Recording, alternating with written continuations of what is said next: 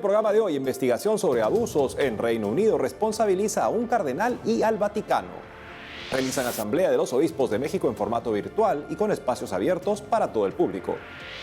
Además, el Papa reza por víctimas de las guerras. Gracias por cerrar la semana con nosotros en EWTN Noticias. Bienvenidos, soy Eddie Rodríguez Moreno.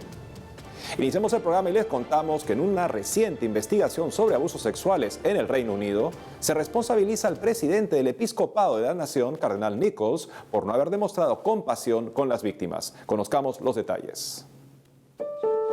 Hace poco, se publicó un informe independiente y crítico sobre abusos sexuales cometidos por miembros del clero en Inglaterra y Gales entre 1970 y 2015.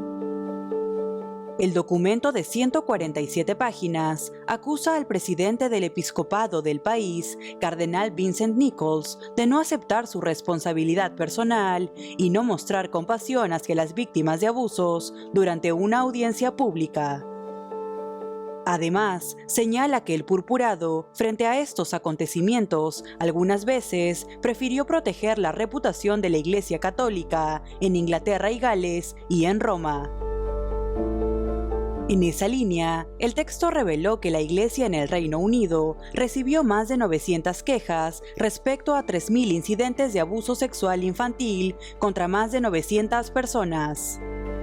Ante estas revelaciones, el informe exhortó a la Conferencia de Religiosos de Inglaterra y Gales a mejorar las prácticas de seguridad en la nación y a nombrar un miembro líder que sea responsable de esta. También instó a los obispos a solicitar a la Santa Sede que se reconozcan los crímenes canónicos relacionados con el abuso sexual infantil como crímenes contra los niños. Por su parte, el cardenal Nichols pidió disculpas por no haber escuchado o apoyado a las víctimas de abusos y aseguró que el informe en cuestión ayudará a la reforma ya puesta en marcha y a la mejora de la seguridad en todos los aspectos de la vida de la Iglesia.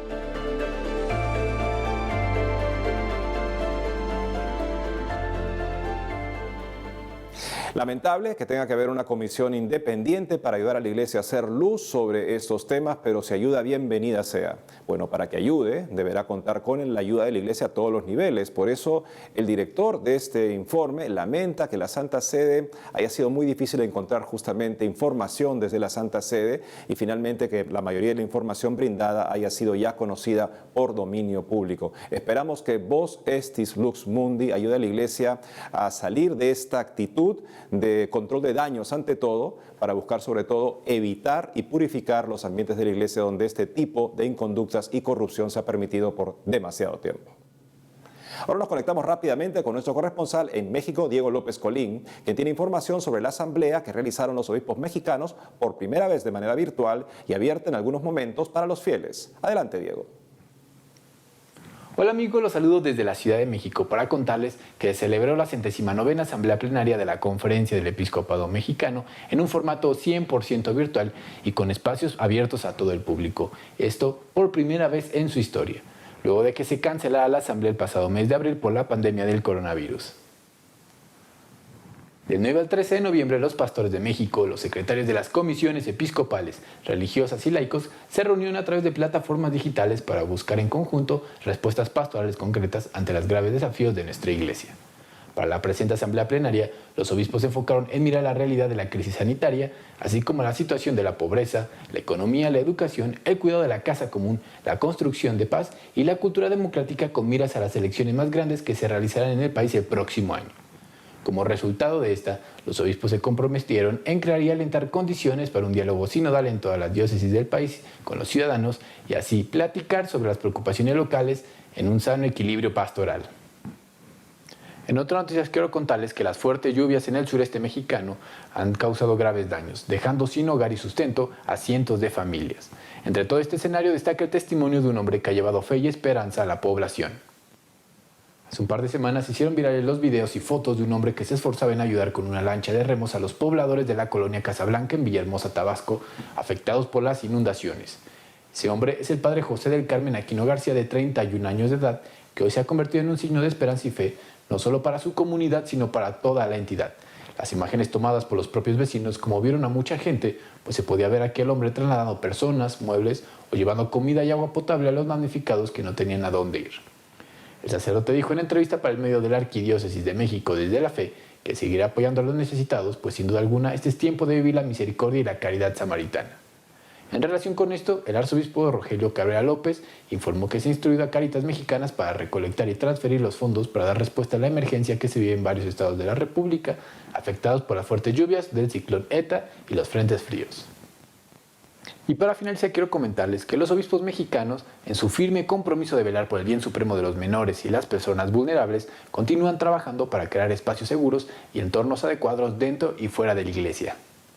Es por ello que en todo el país se están conformando equipos diocesanos de protección a menores, los cuales funcionan como órganos independientes para elaborar los protocolos institucionales de prevención y acción.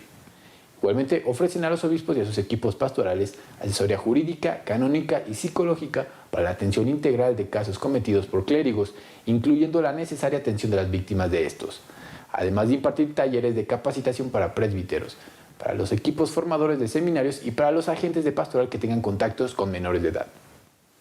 Hasta el pasado mes de febrero se habían conformado oficialmente 21 equipos diocesanos.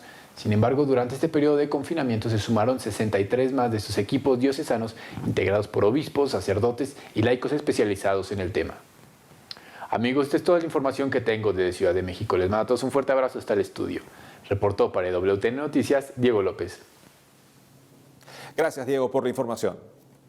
En otras noticias les contamos que el Papa Francisco, con motivo del aniversario del fin de la Primera Guerra Mundial que se conmemoró esta semana, rezó por las víctimas de los conflictos bélicos.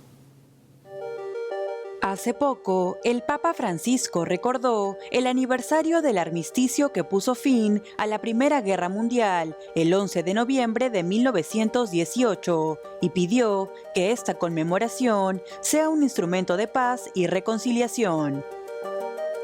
Al finalizar la audiencia general del pasado miércoles 11 de noviembre, que presidió desde la Biblioteca del Palacio Apostólico del Vaticano, el Sumo Pontífice se dirigió a los fieles de lengua francesa y explicó que hoy en algunos países se celebra la memoria de aquellos que murieron en las guerras.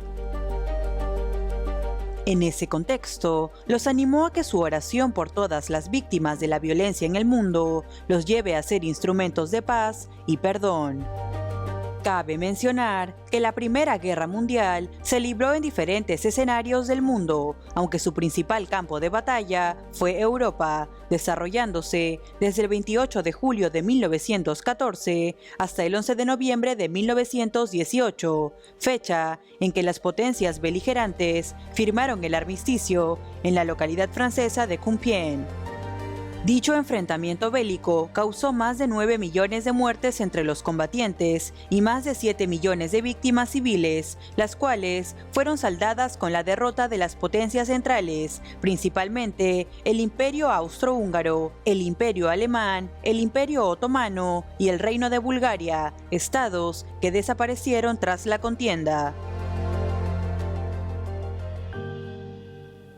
Y nos enlazamos rápidamente con nuestro director Alejandro Bermúdez, quien está en Denver, Colorado, y nos hará un análisis sobre el informe que publicó el Vaticano sobre el ex cardenal Theodore McCarrick. Adelante, Alejandro. Amigos de EWTN Noticias, gracias por acompañarnos en este nuevo editorial. Soy Alejandro Bermúdez. Y por supuesto, el tema de la semana, desde el punto de vista eclesial, es el informe que ha publicado con bastante retraso el Vaticano sobre el cardenal Theodore McCarrick.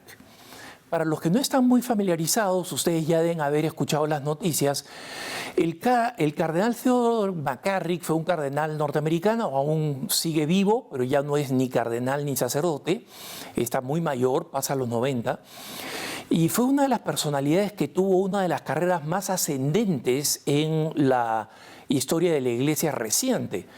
Fue asesor personal del cardenal Cook en Nueva York, luego fue nombrado obispo auxiliar de Nueva York, poco después fue nombrado muy joven obispo de Metuchen, una diócesis en Nueva Jersey.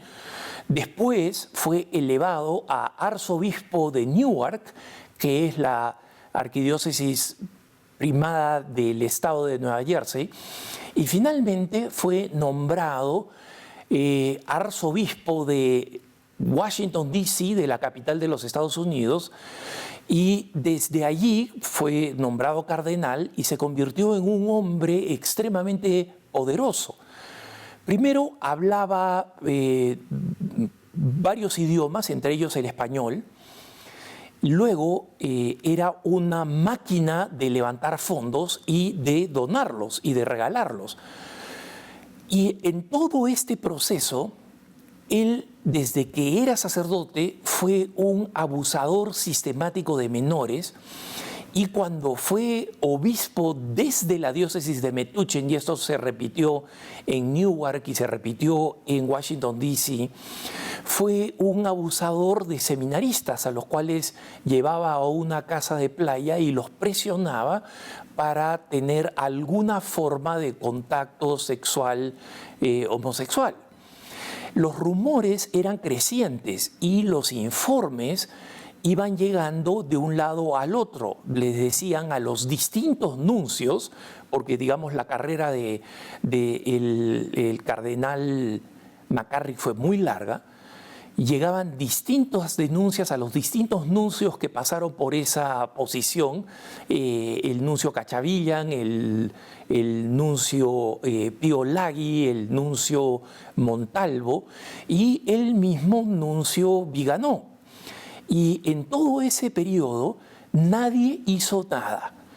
Y se sabe que la información llegó al Vaticano, que llegó al mismo San Juan Pablo II, los rumores de este hábito de una persona que era un depredador sexual literalmente, pero todos eran rumores y a las personas que denunciaron les fue muy mal.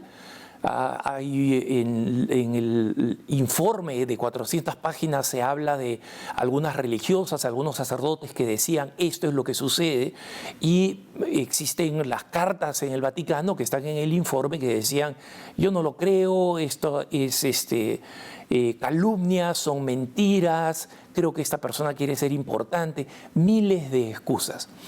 Y finalmente San Juan Pablo II, recuerden ustedes, venía de un país, Polonia, de la órbita soviética, donde acusar a los sacerdotes de abusos sexuales, homosexuales o heterosexuales, era una práctica constante de los servicios de seguridad. Y eso hizo que San Juan Pablo II no diera caso a estas opiniones y terminara nombrándolo arzobispo de Washington, D.C. y en consecuencia cardenal. Lo que se ve a lo largo de este reporte, hermanos, es que cuando los católicos no denuncian las cosas, entonces todo es para peor, porque hay víctimas y en consecuencia, en caso de una duda, hay que pensar primero en una víctima, antes que pensar en el posible buen nombre de la iglesia o en esa frase que no significa nada al interior de la iglesia, que es los trapos sucios se lavan en casa. No, señor. Cuando de por medio está el bienestar espiritual de gente, y en este caso de centenares o posibles miles de personas abusadas que hoy en día no pueden entrar a una iglesia por el daño que hizo McCarrick, que finalmente fue destituido de cardenal y finalmente laicizado, entonces nosotros no estamos actuando como iglesia. Y el informe no importa solo por lo que dijo en el pasado, sino también por lo que significa para el presente y para el futuro. Ningún obispo que vuelve la mirada en otra dirección frente a una acusación debe de verse liberado de las consecuencias de un daño atroz y escandaloso para la iglesia. Los dejo en compañía de la mejor información, EWTN Noticias. Gracias, Alejandro. Amigos, tenemos que hacer una pausa, pero al volver, Universidad Online gratuita para la defensa de la vida abre matrícula para el 2021. Además, Cardenal anima a vivir una Navidad que ofrezca un rayo de esperanza y fraternidad. Ya regresamos con más información en EWTN Noticias.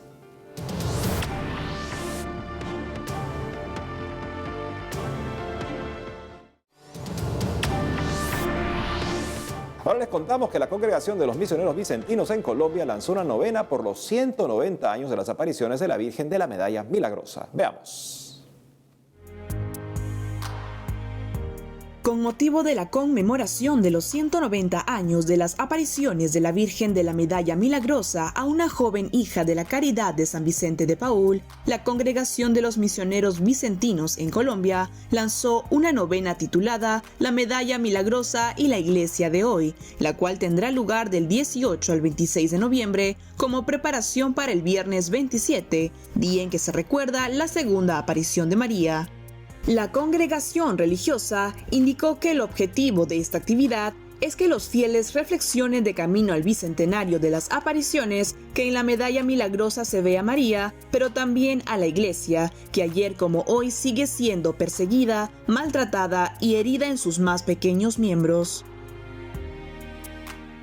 Como se recuerda, en una noche de julio en 1830, a Catalina Labouré, una joven hija de la Caridad de San Vicente de Paúl, se le apareció la Virgen. En el largo encuentro que mantuvo con ella, la Madre de Dios le recordó que aunque los tiempos son muy tristes, ella siempre los ha cuidado. Cabe resaltar que esta novena cuenta con reflexiones para cada día y plantea diversos recursos marianos para una vivencia completa de esta preparación espiritual. Si desea acceder a ella, puede ingresar a www.corazondepaul.org.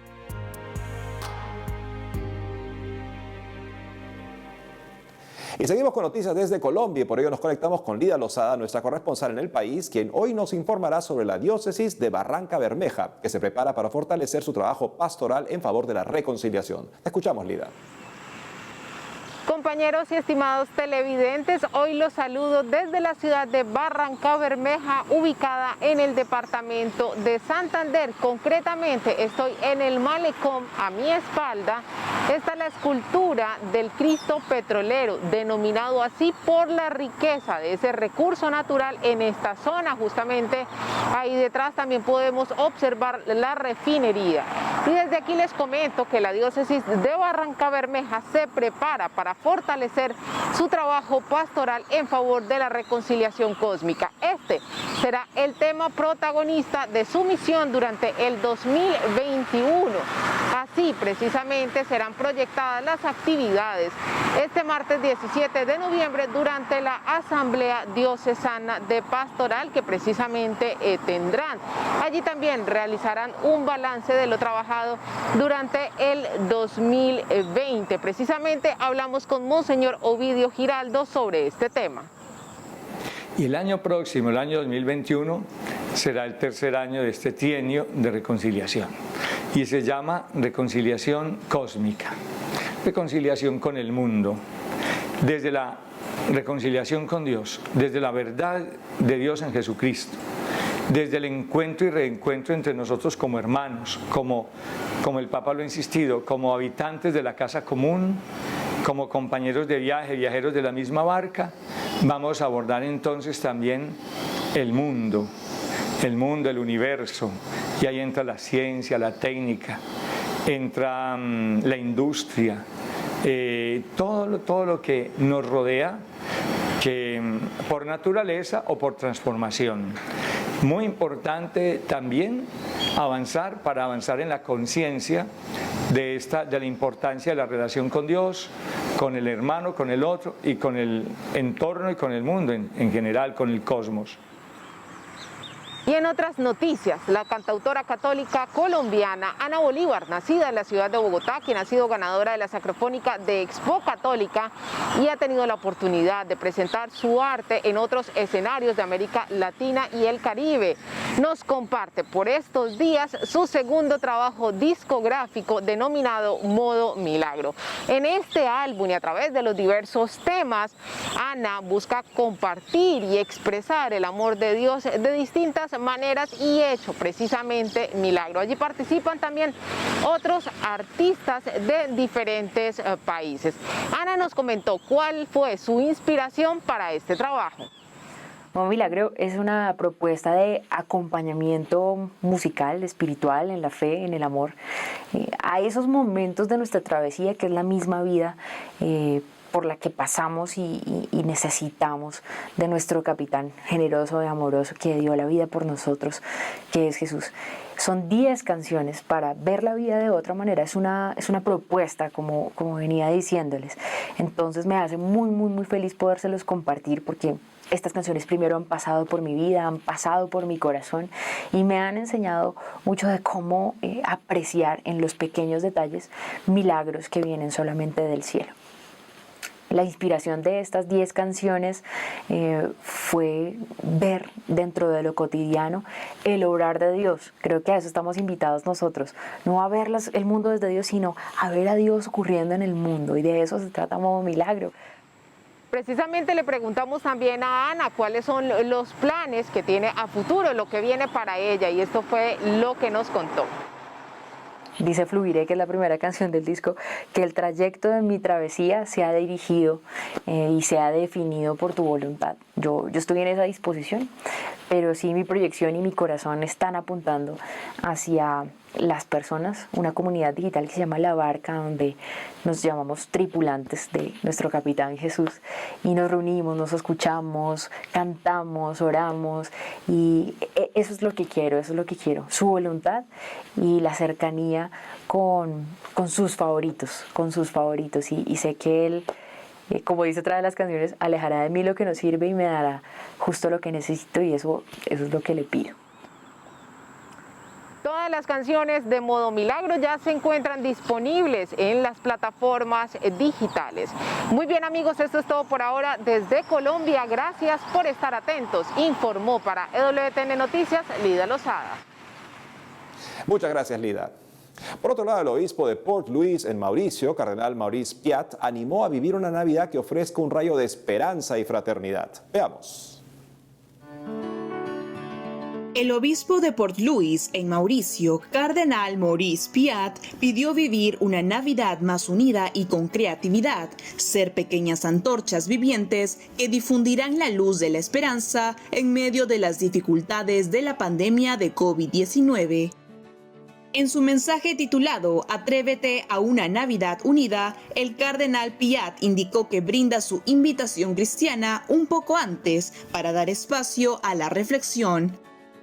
En el texto, el purpurado reconoció la solidaridad del pueblo mauriciano en medio de la necesidad que ha provocado la crisis sanitaria y planteó extender esta solidaridad al atreverse a experimentar una Navidad más sobria y fraterna este año. De igual forma, agregó que como Jesús, los fieles deben estar cerca de los que sufren, con especial atención a los que a causa de la crisis se encuentran desamparados, e indicó que precisamente su nación atraviesa una difícil situación por la desaceleración de las actividades económicas, donde muchas personas han perdido su trabajo y se encuentran angustiados. Finalmente, pidió que las iniciativas prioricen el encuentro que pone al ser humano en el centro y la bienvenida a la otra persona a pesar de su situación, ya que estos encuentros de escucha y amistad aportan un poco de calidez humana y podrían ser luces que decoren los hogares y barrios. Pasando a otras informaciones, les contamos que la Universidad Libre Internacional de las Américas, creada para la defensa de la vida, anunció la apertura de sus matrículas para el curso 2021, de forma gratuita. Para darnos más detalles al respecto, está conectado con nosotros José Pérez Adán, rector de la Universidad Libre Internacional de las Américas. José, bienvenido a EWTN Noticias. Encantado, muchas gracias por invitarme. José, cuéntanos primero que todo, ¿cómo nació la Universidad Libre Internacional de las Américas y cuál es su objetivo? Pues las siglas que utilizamos para llamarnos es ULIA, que son las iniciales de Universidad Libre Internacional de las Américas. Nacimos, por así decirlo, en el año 2001 en San José de Costa Rica, como resultado de un proceso que unos académicos, profesores universitarios que íbamos asistiendo ya varios años a congresos pro vida, pues habíamos visto la necesidad de que desde la academia, con las armas de la razón, pues se defendiese también la vida a nivel mundial y llegásemos no solamente a nuestros alumnos, sino a través de Internet a todo el mundo. Por otro lado, ¿nos podrías explicar cuáles son los cursos o diplomaturas que llevan a cabo en el centro de estudios? Pues todos nuestros programas se desarrollan en Internet, como ya he dicho, son programas a distancia y para la oferta viniente del año 2021, pues estamos ofertando 7 diplomaturas, de las cuales pues resaltaría una de las más antiguas, que es el diploma en bioética, que es muy interesante, muy oportuno para la lucha pro vida hoy en día. La diplomatura son programas que se cursan en 12 meses. Ofertamos también 7 maestrías que se cursan en 2 años, y ahí hay una maestría muy interesante también para los defensores de la vida, que es la maestría en sexualidad y defensa de la vida. Y también tenemos algunos programas más cortitos que solamente duran 6 meses, que son los cursos de experto. Y el que más demanda tiene, pues que casi siempre pues tenemos que cerrar muy temprano las inscripciones. Este programa lo hacemos junto con Catholic Voices, es el programa de experto en comunicación católica. Finalmente, José, para aquellas personas interesadas en matricularse en los cursos y saber más de ustedes, ¿dónde los pueden encontrar? Pues estamos naturalmente en Internet, nuestra página web www.ulia.org. Ahí está nuestro ideario, ahí están todos nuestros programas, ahí también están los mecanismos de inscripción y también hay un buzón de contacto para solucionar dudas. José Pérez Adán, gracias por habernos acompañado hoy en EWTN Noticias. Muchas gracias a ustedes. Y es todo por hoy, amigos. Gracias por habernos acompañado. No dejen de seguirnos en las redes sociales y en vivo a las 12 del mediodía, hora de Miami, por Radio Católica Mundial en Más que Noticias. Hasta pronto.